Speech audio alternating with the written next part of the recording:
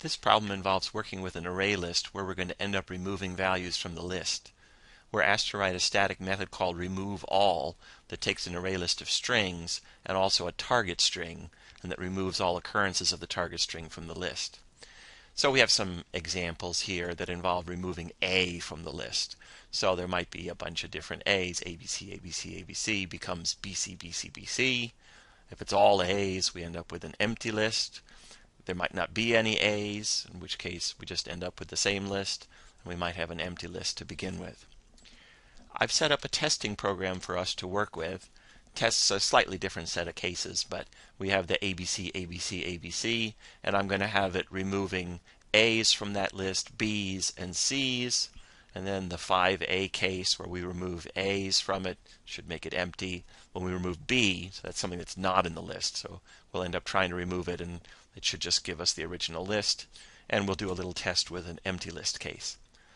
So I'm using arrays here because of the array initializer syntax, that it's a nice way of being able to specify an array of values here. So I'm making several different arrays of strings, and I pass them into my little testing method here. In the testing method, I set up my array list of strings. So I have this array list of string known as list that I set to be a new array list of string with the empty parens, and I have a little for each loop that goes through everything in the array, adding it to the array list instead. It shows me what the list is originally. It says that it's removing that target value, calls the removeAll method that we're supposed to write, and shows the result. So we're supposed to write public static void removeAll that takes an array list of string that we can call list and some string target that would be a target value to look for to remove from the list. So our problem is to go through the array list, getting rid of any of the occurrences of that target string within the list. So it's good to start with the standard array list traversal code, very similar to the standard array code. We would say for int I starting at 0, I less than list.size. We do a call on the size method to see how many things are in the array list, and I++, and then inside the list we do something with the ith value of the array list. With an array we would be dealing with list of I, but since this is an array list instead, we want to deal with list.get of I, so a different syntax for accessing that ith value of the list. What do we want to do with it? Well, we want to see whether it's the value that we're supposed to be removing, and if so, go ahead and do the remove. So we can say if list.get of I is equal to the thing that we're trying to remove. So one of the things we might do is we might say equals equals the target that we're trying to remove. But these are strings that we're working with, so we can't use a simple equals equals comparison. So what we'd have to do instead is to call the equals method on the string to see whether the list.get of I is dot equals to the target string that we're looking for. And if so, then this would be something that we would want to remove. And we have a very convenient method available to us in the ArrayList class. We can just say list.remove the value at position I. We can just ask it to get rid of that ith value, and the ArrayList does the rest. It does the shifting in order to fill in the gap, and it just gets rid of that ith value. So let's go ahead and compile this version of the program, and let's run it and see what we get. So when we run, it says that it's starting with the list ABC, ABC, ABC. When we go to remove the A's, we end up with BC, BC, BC, which is just what we were looking for. When we have ABC, ABC, ABC and remove the B's, we get AC, AC, AC. And when we start with that same list and remove the C's, we get AB, AB, AB.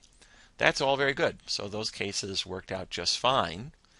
When we go to remove the 5 A's, when we say remove the A from the list of 5 A's, we end up with 2 A's right here.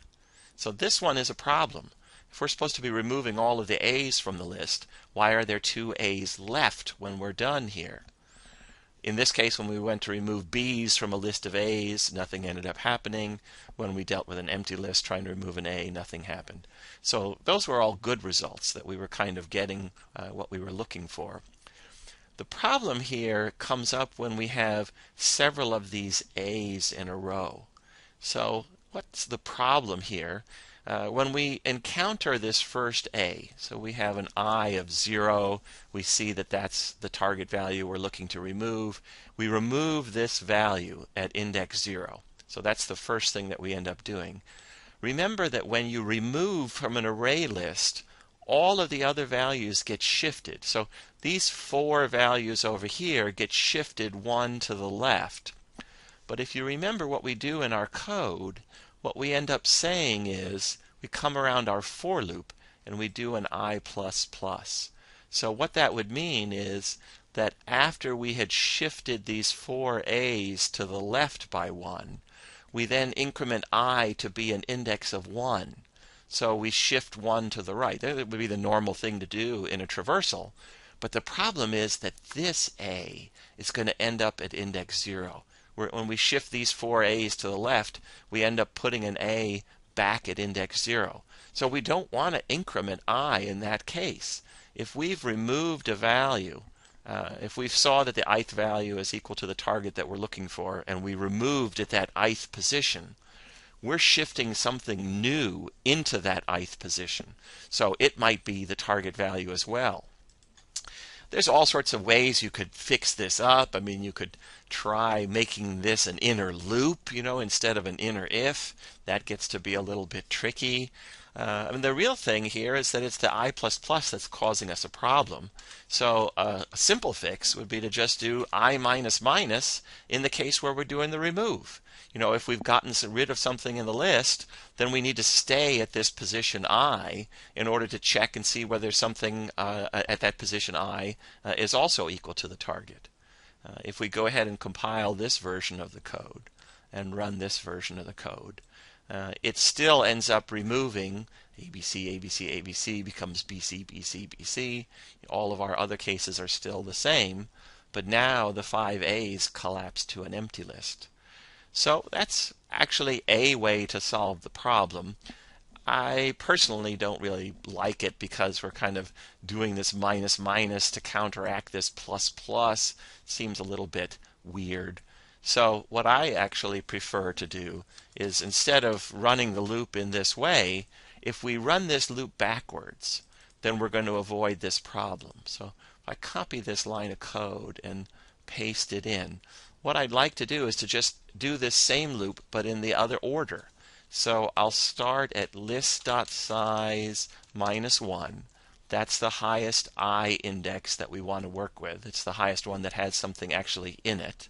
And instead of a comparison against the size here, we would go while I is greater than or equal to 0, because we're going to be going backwards through the list. And so we want to go all the way down to an I of 0 and then stop. And then instead of an I++ loop, we're going to do an I minus minus loop. So all that I've done is just turn the for loop around so that it's in the other direction.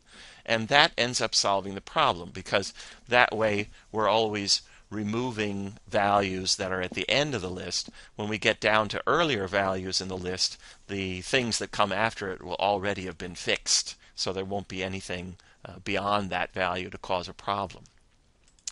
And if we go ahead and compile this version and run this version of the code, what we end up with is the ABC, ABC, ABC is still being turned into BC, BC, BC. Similarly with our other test cases, 5 A's are being collapsed to an empty list when we remove A. It's not a problem to try to remove a B from a list of 5 A's. It's not a problem to try to remove from an empty list. So all of our cases are now working with this version of the code. So really either is okay. If we had had the for loop going in the other direction and included the I minus minus, or the idea of turning the loop around so that it goes in the other direction, and then that solves the problem for us.